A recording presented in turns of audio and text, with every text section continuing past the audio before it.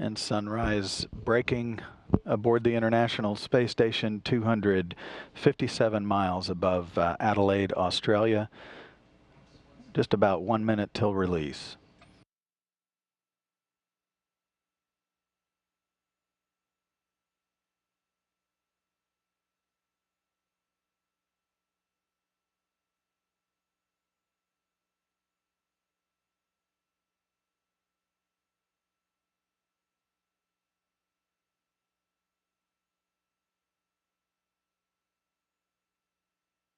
This view from the high-definition Earth View camera on the outside of the station.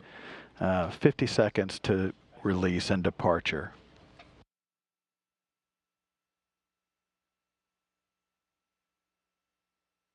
Station approaching Adelaide, Australia, the southern coast of the continent from the northwest.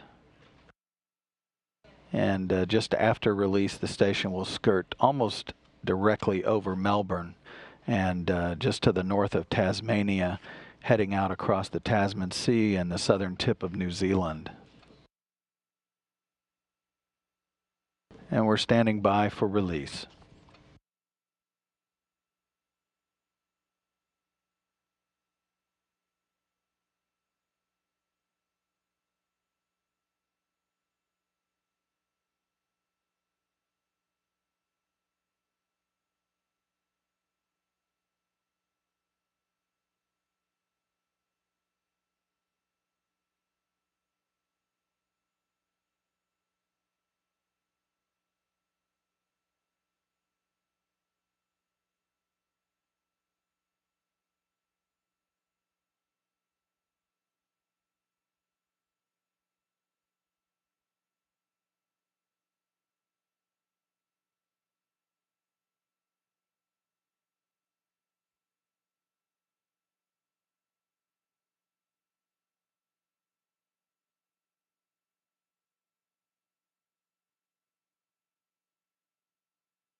And the robotic arm releasing the Dragon on time, 10 minutes after the hour. Begins a very slow back out off of the attach pin. You see that crosshair is the docking target that is used by crew members on an overlay on the computer screens at the robotic workstation to assist with their visual view of the Dragon, and especially this particular point as the arm slowly backs away from that attach point.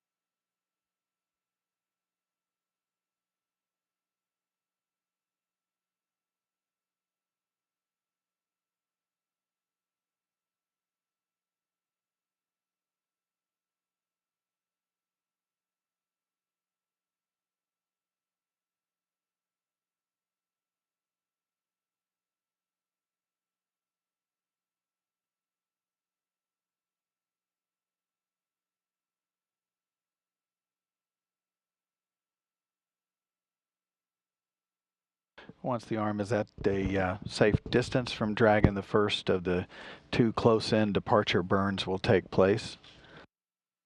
Dragon back on its own after a month at the International Space Station, returning almost 4,000 pounds of critical science experiments, as well as other equipment that will splash down with the Dragon and be retrieved. There's also some unneeded items that basically cleaning house aboard the station that is done with any cargo vehicle.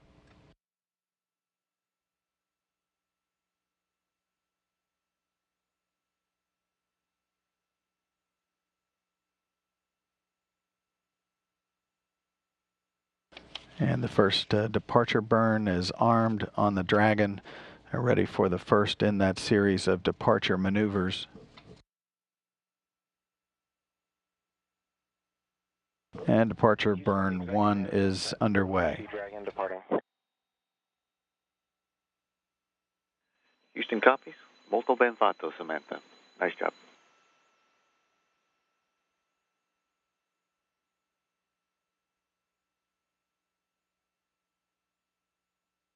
Station Houston on 2 for Terry and Samantha. Departure burn 1 is complete. Departure burn 2 in approximately 1 minute.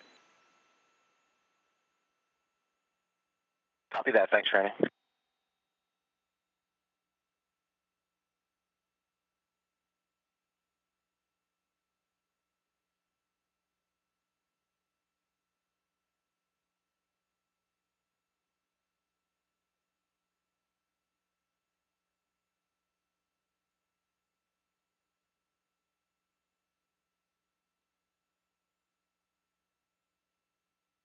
Houston Station on 2, this is Elena. I'm done with my consent. Thank you.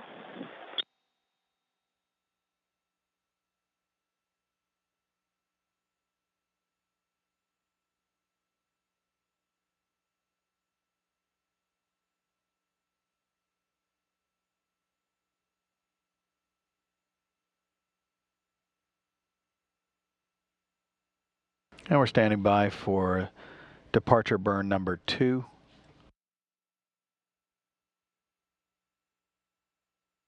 High above the Tasman Sea between Australia and New Zealand, tracking easterly across the southern Tasman Sea, just about to swing out across the Pacific.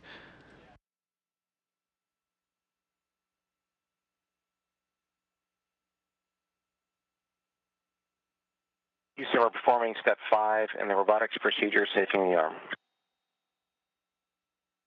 Houston copies.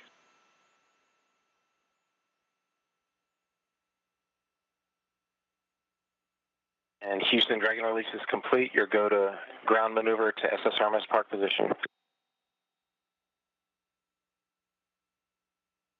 So the crew on board is completed with its Dragon release operations. You just heard Terry Vert's call down to the team here in Mission Control. The crew is handing arm control over to the robotics team here in the white Ficker of Mission Control Houston.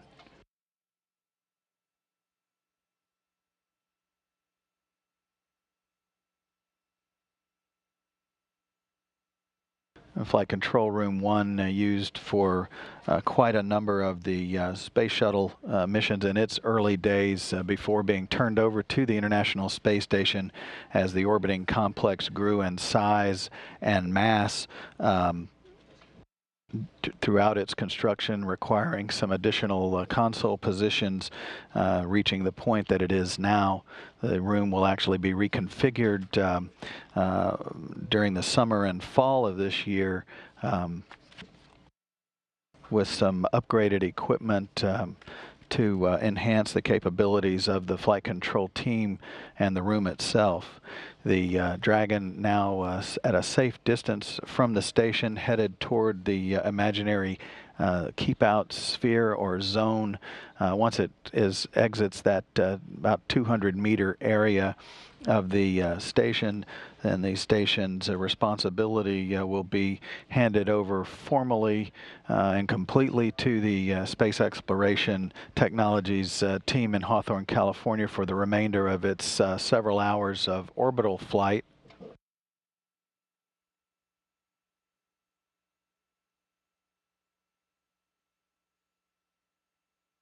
That team will then oversee the rest of its flight, including the deorbit burn,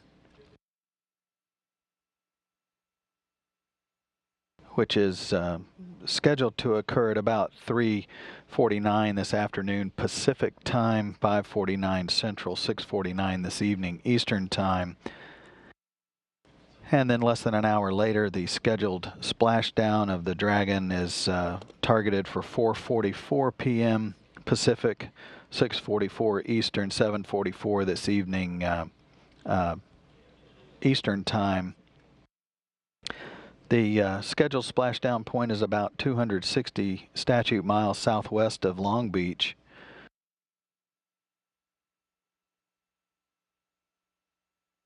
And this will conclude a very successful fifth official Dragon mission to the station. It's actually the sixth Dragon vehicle that's been at the International Space Station. The first was a demo flight, followed now by 5 commercial resupply services missions.